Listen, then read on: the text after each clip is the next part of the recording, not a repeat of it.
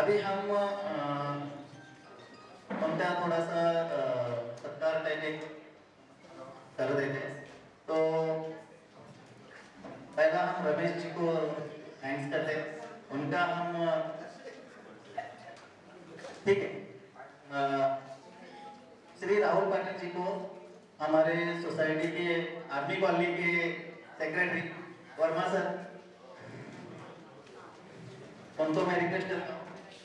Mumbai auditor association के chairman को आप पूछे थे।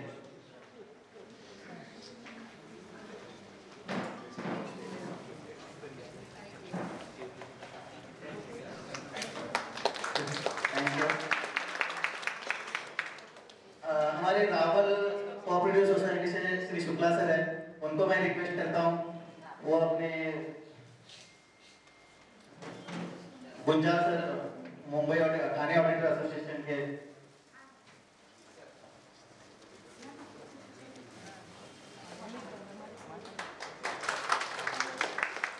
आदिराज गार्डन से श्रीवास्तव सर, मनी सर, हमारे मुंबई ऑडिट नवी मुंबई के हाउसिंग फेडरेशन सेक्रेटरी सर है, उनका हम ओम कुमार साहब, उनको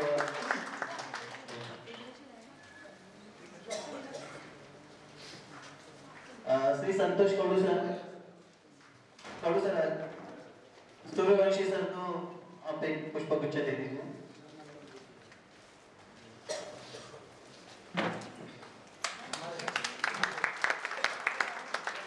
और मेरे दोस्त राज सर, बाणी सर का सर सत्कार कर दीजिए। Thank you sir, thanks. आज का भी प्रोग्राम हम स्टार्ट करते हैं। पहला हम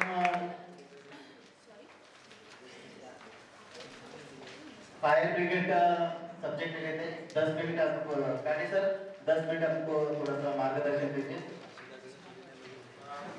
कुछ सवाल आप आने के पहले आए हैं, तो वो सवाल आपके सामने मैं रखना चाहूँगा सर के तरफ। पहला है कि बहुत सारा सोसाइटी में अभी तक फायर सेफ्टी का ऑडिट या एनओसी वगैरह लिया नहीं है, तो इसके लिए क्या करना चाहिए, किस तरह से जाना चाहिए।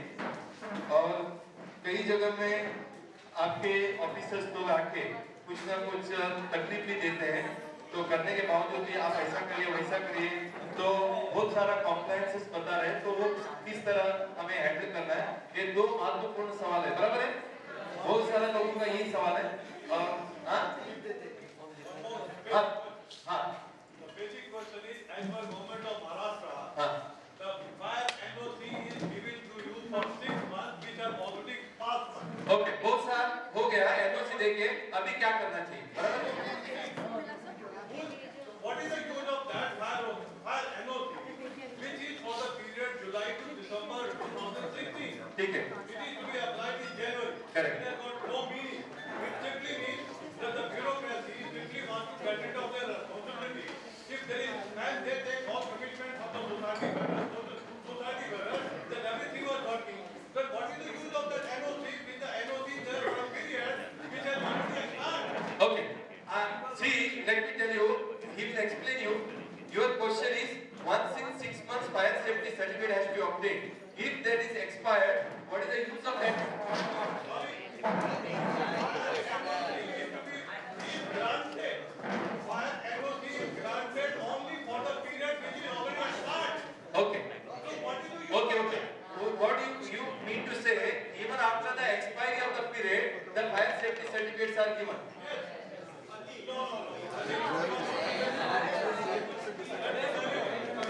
बराबर समझ? Correct. पांच दिन के लिए एनओसी दिया गया, बराबर है ना?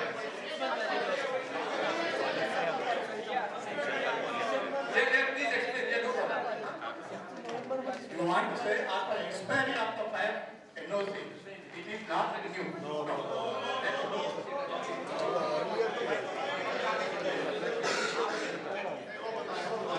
Actually, I think what it means is that when we apply for the fire NOC,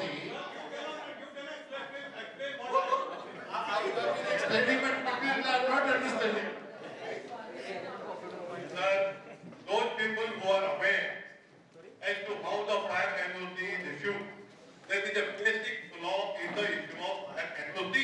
Hindi में बताओ। हिंदी में बता दो। फायर एनओसी जब आप लेते हैं, वो फायर एनओसी आप पिछले 6 महीने का लेते हैं। अभी आप फरवरी में हैं, आपको जनवरी में फायर एनओसी अप्लाई करना पड़ेगा जुलाई से दिसंबर 2016 का। नौ दिसंबर टू जुलाई टू दिसंबर 2016 तक चला गया। चाहे सोसाइटी में आग लगा या सोसाइटी ठीक रहा, उसका पर्पज क्या है? और ये फायर एनओसी गवर्नमेंट के ऑर्डर के हिसाब से दिया जाता है। तो इसका मतलब ये है कि जो ब्यूरोक्रेसी वहां पे बैठे हुए हैं मंत्रालय में, उनका काम सिर्फ ये है कि कागजी कार्यवाही पूरी होनी चाहिए, चाहे सोसाइटी में आग लगे। क्योंकि आज के सोसाइटी में हो तो फायर एनओसी नेक्स्ट 6 मंथ होना चाहिए। देखिए, वो अभी आपको पूरा फायर सेफ्टी का पूरा प्रोसीजर बताएंगे और कब आपको सर्टिफिकेट लेना है, उसका क्या फायदा है, ये सब आपको जानकारी देंगे। सर, आप अपना शुरुआत करें। Thank you very much. उसके बाद और सब तो लेके पहला उनको अपना प्रस्तावित कर ले दीजिए। Thank you.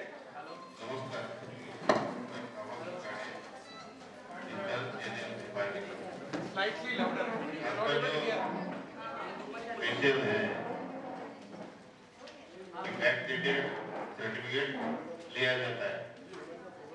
वो डायरेक्टर फायर सर्विस का सर्कुलर है हमें कि इन्होंने पिछले 6 महीने में सिस्टम अपडेट रखा है और अभी वो टेस्ट करके जो लाइसेंसिंग एजेंसी है जिसको महाराष्ट्र शासन ने नियुक्त किया है, उसकी फॉर्म आप एक्सेप्ट करिए, उसके अनुसार ये प्रोसीजर है। मैडम जी प्लीज अभी उनको अपना लेक्चर देने दीजिए। आपका सवाल बाद में लेते हैं प्लीज। हमको आपका सवाल समझ में आ गया, उनका जवाब नहीं आता है तो मैं जवाब दूंगा। आप थोड़ा सा उनको अपना लेक्चर तो देने दीजिए प्लीज। आप अपना शुरू करें प्लीज। महाराष्ट्र शासन ने 2006 में फायर एक्ट लागू किया है। उसके अनुसार हर सोसाइटी जो भी इमारत है जो 15 मीटर के ऊपर की है, तो सारी इमारतों में आग बुझाने का सिस्टम होना चाहिए। और ये चालू रखना वो सोसाइटी के जो चेयरमैन, सेक्रेटरी है, जो भी उनका चलाने वाला, उनकी जिम्मेदारी है। अभी बहुत जगह देखा जाता है सोसाइटी का जो ओपन स्पेस है इमारत के आजू बाजू में, वो सिर्को ये तो प्रॉपर दिया हुआ होता है, मगर उसमें पूरा एनफोर्समेंट होता है। फायर ब्रिगेड की गाड़ी पहुंचती है जगह पर, मगर अंदर घुसने को जगह नहीं होती। तो ये भी उनकी जिम्मेदारी है सोसाइटी की कि ओपन स्पेस क्लियर रखे, जिससे फायर ब्रिगेड जल्दी से जल्दी पहुंच सके अंदर। गेट के ऊपर खड़ा रह के 5-5 मिनट वेट करना पड़ता है हमें, आगे जा नहीं सकते, डबल पार्किंग लगा कर रखते हैं। ये सब सोसाइटी की जिम्मेदारी है, करना है आपको। जो फायर सिस्टम की जो डक्ट है, जो लॉबी से ऊपर टॉप तक जाते हैं, उनमें कोई ग्रिल लगाता है, कोई चप्पल को टकने का रैक बनाते हैं, उसमें कबर्ड बनाते हैं, पूरा लॉबी में कबर्ड बने हुए रहते हैं। वो ऐसा नहीं होना चाहिए। वो फायर डक्ट क्लियर रहना चाहिए, उससे कचरा नहीं रहना चाहिए, साफ सुथरा रहना चाहिए। और अगर भी में आग लगी हुई तो आपके यहाँ नईवा में लगभग आरसीसी कंस्ट्रक्शन है, एक रूम में आग लगी तो वही रूम में रहते हैं, बाहर नहीं आते। और आप लोगों ने लॉबी में अगर कपड़ बना के रखा है तो चारों रूम कवर करेगी वो। इसलिए लॉबी क्लियर रखनी है, वहाँ कोई फर्नीचर नहीं बनाना है।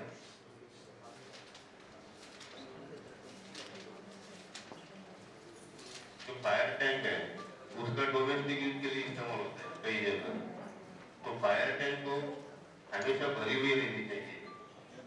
कोई भी इंसिडेंट हो गया तो पानी रहना है उसमें, और उसकी अरेंजमेंट भी वैसी होती है कि उसका पहले फायर टैंक में पानी आएगा, बाद में डोमेस्टिक टैंक में आएगा। मगर वो फायर टैंक को भी एक्स्ट्रा कनेक्शन करके यूज किया जाता है, वैसा नहीं होना चाहिए।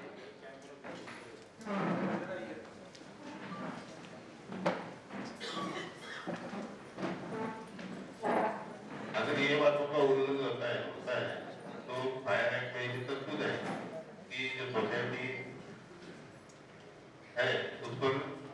कार्रवाई हो सकती है। सोसाइटी का पानी कट करना, इलेक्ट्रिक कनेक्शन कट करना, या अगर कोई बड़ी बात है तो सोसाइटी के मेंबरों पर डायरेक्ट एफआईआर दाखिल करना। फायर एक्टिविटी तरबूज है, मगर लोगों का उसके हम ज्यादा एडवांस एक्शन नहीं लेते हैं, क्योंकि लोग रहते हैं, सोसाइटी के प्रॉब्लम रहते हैं,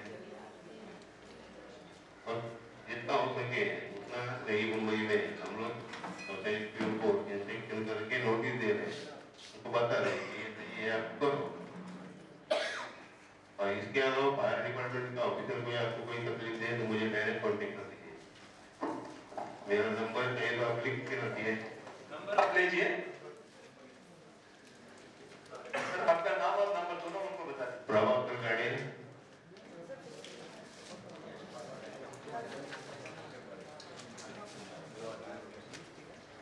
$9987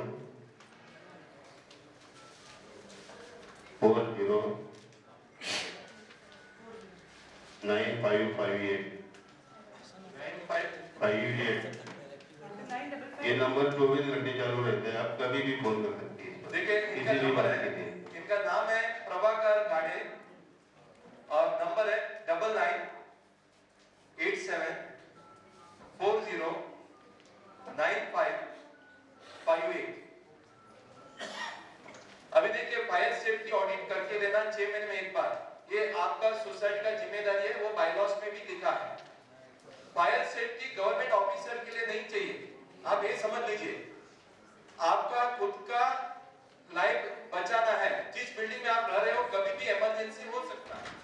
साहब ने जो जानकारी दिया है उस जानकारी के हिसाब से फायर सेफ्टी के लिए जो भी प्रिकॉशन लेना है आपका जिम्मेदारी बनता है। कल कोई भी ऐसा होती है, कोई एक्सीडेंट होता है, जो जान जाएगा आप लोगों का जान जाएगा, जो नुकसान होगा आपका प्रॉपर्टी का होगा।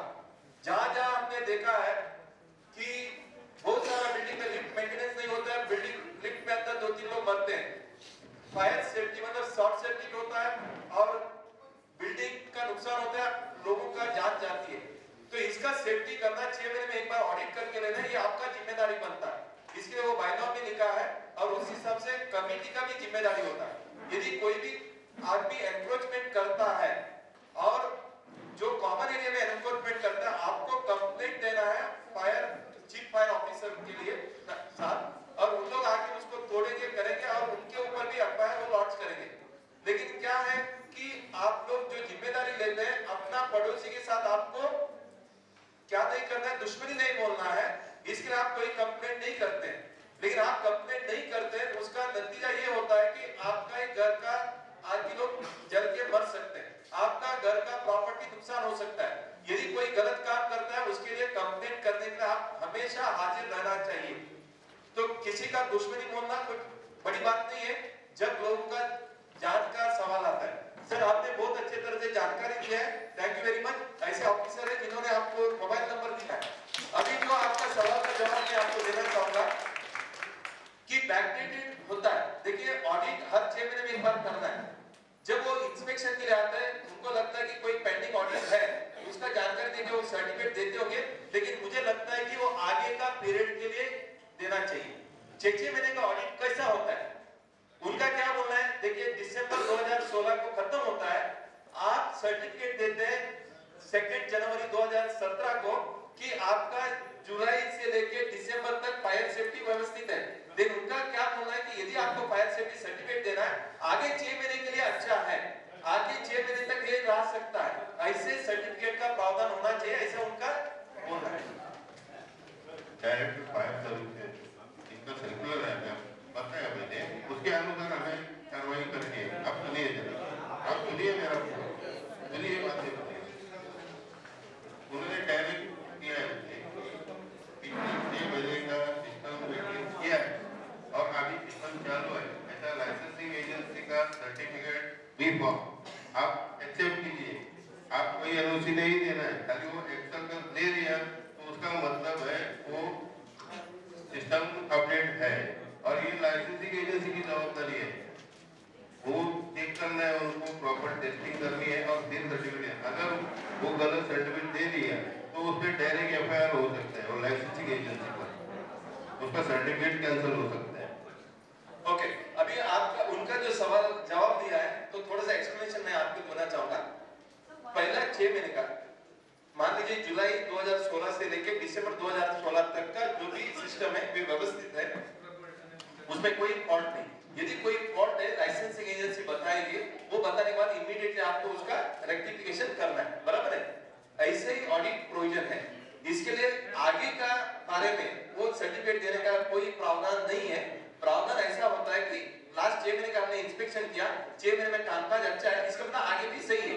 यदि उसमें कोई डिफेक्ट है कि आपने एनक्रोचमेंट किया है, आपने ये फायर सेफ्टी का जो भी प्रावधान है वो आपने लाया नहीं है, जैसे कि डेमोन्स्ट्रेशन करना था वो नहीं किया, बाकी का कोई भी चीज है वो बताएंगे, उस हिसाब से आपको उसका कॉम्प्लायंस करना है। कॉम्प्लायंस करने के बाद आपका सेफ्टी सही है, हर 6 महीने में एक बार होता है। ये सोम कुमार जी इसके बारे में थोड़ा जानकारी देंगे। Actually, the appropriate word which can be used is certificate of complaint. Certificate of complaint. It's part of the last section. So they are allowing it to function in the similar way.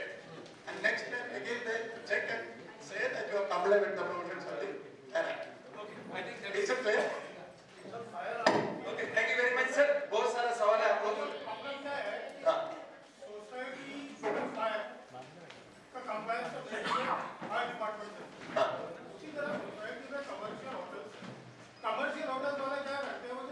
Sir आपका सवाल बहुत कुछ रहेगा, हम लोग लेते हैं please. Thank you very much sir. गाड़ी से चांगला मार्गदर्शन दिलेला आहे। Thank you very much. जरा जोरदार तालियों से उनका आपका सवाल देखते हैं। Thank you. अभी हमारे बीच में सूर्यवंशी साहब है जो पुलिस डिपार्टमेंट, तो सर बराबर, तो हमें वो अलग अलग प्रिकॉशन जैसे कि सेफ्टी एंड सिक्योरिटी का बारे में हमें क्या क्या प्रिकॉशन लेना है, पदाधिकारी को क्या इसके बारे में वो जानकारी आप। Thank you. मैं Suryavanshi, deputy controller civil defence Thane. सब जिम्मेदारी गवर्नमेंट की है ऐसा नहीं है, अपनी खुद संपत्ति खुद रक्षा करना है। संपत्ति के 3 प्रकार होते हैं, individual wealth, national wealth and social wealth. जब अपनी संपत्ति पे कोई डल्ला मारता है तो हम क्या करते हैं, पुलिस कंप्लेंट करते हैं। वही और सोशल वेल्थ है और नेशनल वेल्थ है, वो उसका नुकसान होता है। इसीलिए अपनी बिल्डिंग की रक्षा खुद करना है और खुद की रक्षा खुद करना है।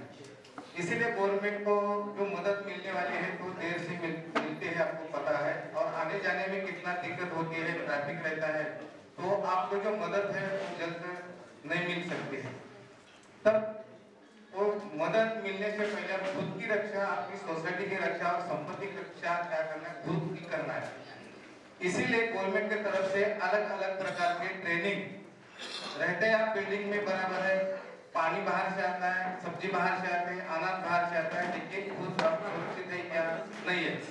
आप कितने मंजिले पर रहो, 17 या 20, 100 मंजिले पे रहो तो आपकी सुरक्षा बराबर नहीं है और खुद सुरक्षित नहीं है। इसीलिए खुद की सुरक्षा खुद करना है। इसीलिए अलग अलग प्रकार के ट्रेनिंग गवर्नमेंट ने रखे हैं। अब ट्रेनिंग जो है वो फ्री में है। फायर का भी ट्रेनिंग है, फायर के बारे में जानकारी देना है, फायर कितने प्रकार के होते हैं और फायर आग लगती है तभी फायर स्टेशन इंजन आती है, सब कितना दिक्कत आती है साहब ने पता है, वो जल्दी नहीं पहुंच पाते, तब तक अपना बिल्डिंग जो नुकसान है वो बहुत होने वाला है, खुद का नुकसान है और बिल्डिंग का भी नुकसान है। तो वो फायर इंजन आने तक आप लिखे पड़े हैं, सब कुछ है, पैसा सब कुछ है, लेकिन जो आपके घर में आग लगी है और आप फायर स्टेशन को बुलाते हैं, कभी आपके पास नंबर भी नहीं रहता है, पड़ोस के पास पूछते हैं नंबर है क्या, वो अच्छा रहा अपना रिलेशन तो दे देता है, नहीं तो नहीं बोलता। तो अपने पास ऐसे नंबर भी अपने बड़ा लिख के दीवार के ऊपर लटकाना चाहिए। एम्बुलेंस है, पुलिस स्टेशन है, फायर स्टेशन है, ऐसे बड़े जो नंबर महत्वपूर्ण डिपार्टमेंट के नंबर भी अपना एक रखना चाहिए दीवार के ऊपर। अभी जो भी अपना महत्वपूर्ण पेपर्स है, डॉक्यूमेंट्स है, एक बैग में रखो, है ना। अब 4 आदमी है तो 4 अलग अलग प्रकार रखते हैं, रेशन कार्ड है, आधार कार्ड है, पासबुक है, सब कुछ अपना जो इम्पोर्टेंट डॉक्यूमेंट्स है एक बैग में रखो। वही ऐसा हादसा होता है तो आप बैग पकड़ के लेके जा सकते हैं।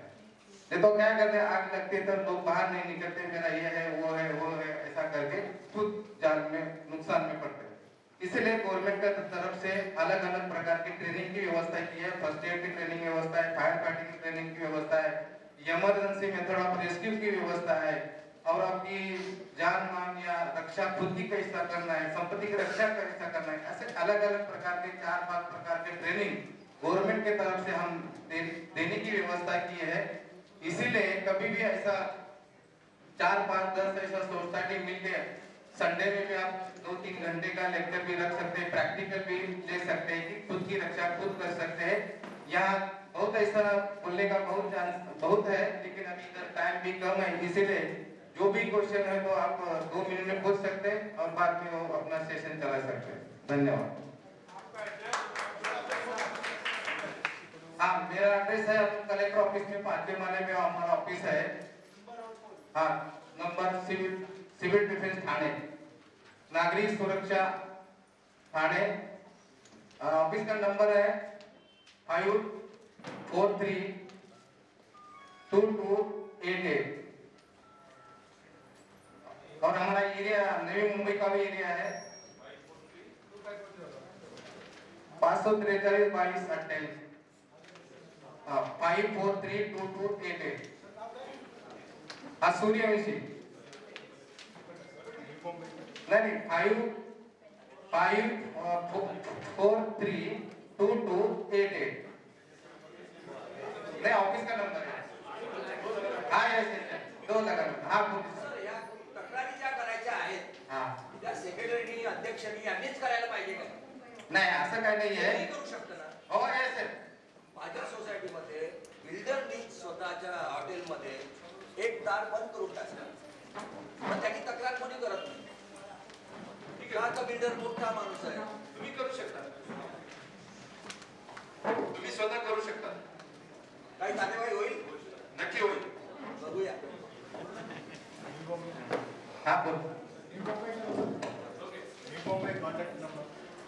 हाँ मेरा दे दो 9869930211।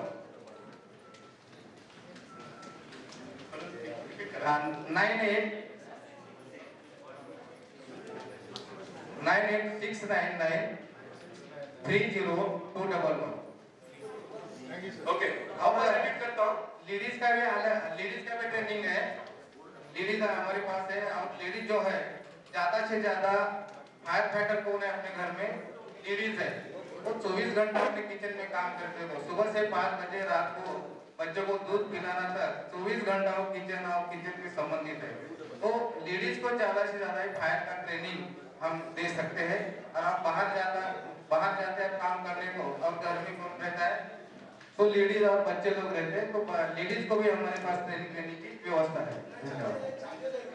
नहीं फ्री में है ट्रेनिंग, पूरा फ्री में। ओके, तर Suresh thank you very much. हाँ, हर सोसाइटी में रजिस्टर्ड सिक्योरिटी चाहिए कंपलसरी, आप कंप्लेंट कर सकते हैं। ओके, अभी हमारे बीच में सोम कुमार जी हैं, जो secretary of Navi Mumbai cooperative housing federation के सेक्रेटरी हैं। तो सर, हमारे बीच में 10-12 सवाल आया है जो मैं आपके सामने रखना चाहूंगा। पहला है मैनेजमेंट का मतलब कि जो सिडको का ट्रांसफर होता है एडमिशन को लेकर, सोसाइटी में जब फ्लैट ट्रांसफर होता है वो सिडको ट्रांसफर फी लेती है, उसी तरह से इवन कन्वेंस होने के बाद भी ट्रांसफर फी लेती है। तो ये कैसे प्रावधान है? दूसरा, एसोसिएट मेंबर उनका क्या अधिकार है, राइट्स क्या है, और शेयर सर्टिफिकेट किस तरह से देना चाहिए, अलग अलग प्रकार का एनओसी मांगते हैं, वो किस तरह का एनओसी देना चाहिए, इसको लेकर सोसाइटी का मेंबरशिप और एडमिनिस्ट्रेशन और रिकॉर्ड्स, इसके बारे में आप थोड़ी सी जानकारी दीजिए। Thank you. Good morning. देखिए, मैंने पीपीटी बना के लेकर आया था, तो प्रभु जी ने बोला कि ओरली कर लीजिए, नो प्रॉब्लम। सवाल पहले ट्रांसफर का, मैं इन जनरल होता है ये सबको समझते हैं हम। ट्रांसफर क्या हो? ट्रांसफर कौन कर सकते?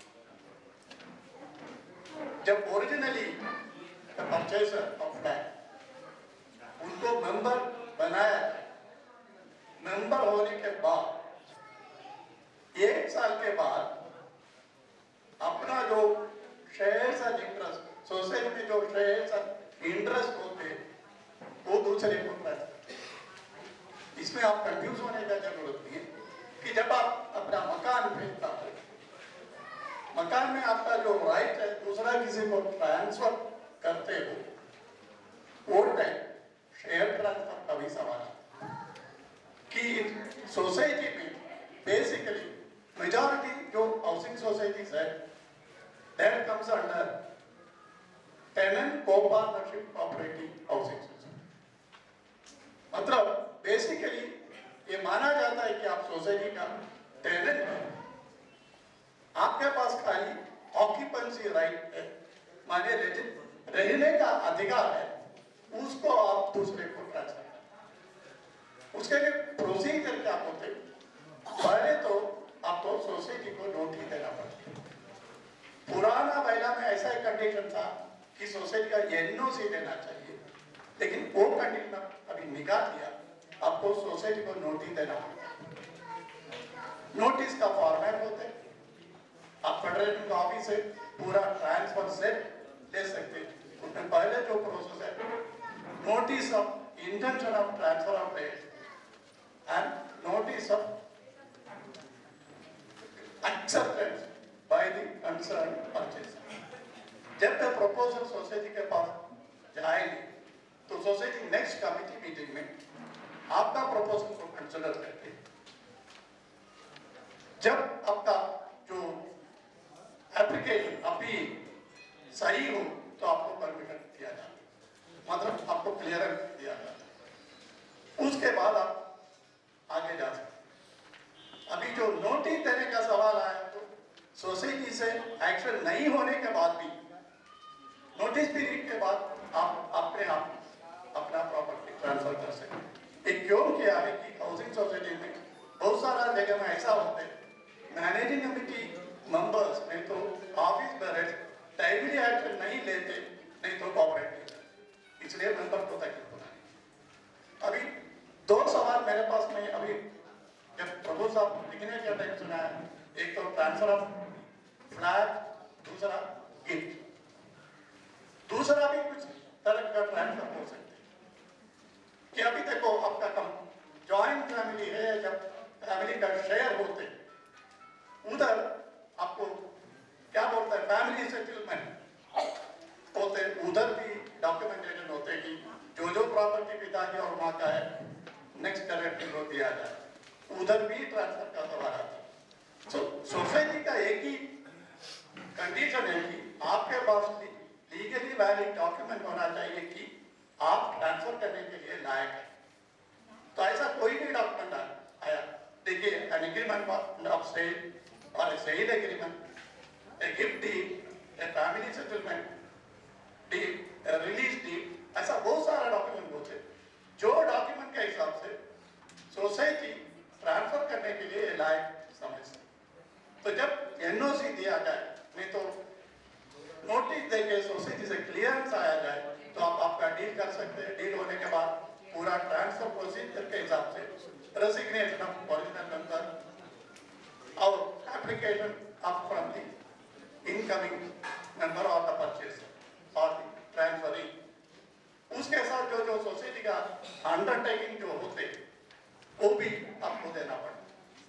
ये पूरा प्रोसीजर करके सोसाइटी का जो पेमेंट जो देना चाहिए वो देना पड़ता। उसमें एक कंडीशन है आपका जो भी ड्यूज हो, सोसाइटी का जो ड्यूज हो, जो आउटगोइंग मेंबर अपना सोसाइटी को उसका पहले ही देना चाहिए।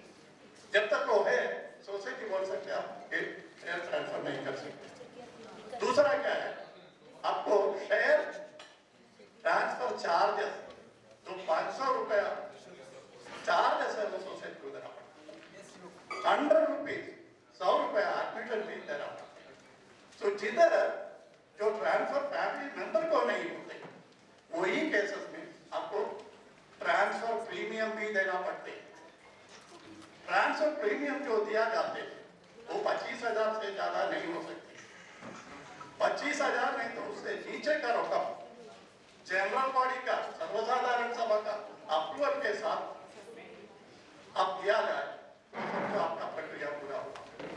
जो आपका प्रपोजल जो आपने डाल दिया सेक्रेटरी साहब आगे जो कमिटी मीटिंग में उधर डाल के अप्रूव करके आपको शेयर सर्टिफिकेट में एंडोर्स करके, मतलब जो original member normally first purchaser हो उसका नाम शेयर सर्टिफिकेट में फ्रंट साइड में आ जाते।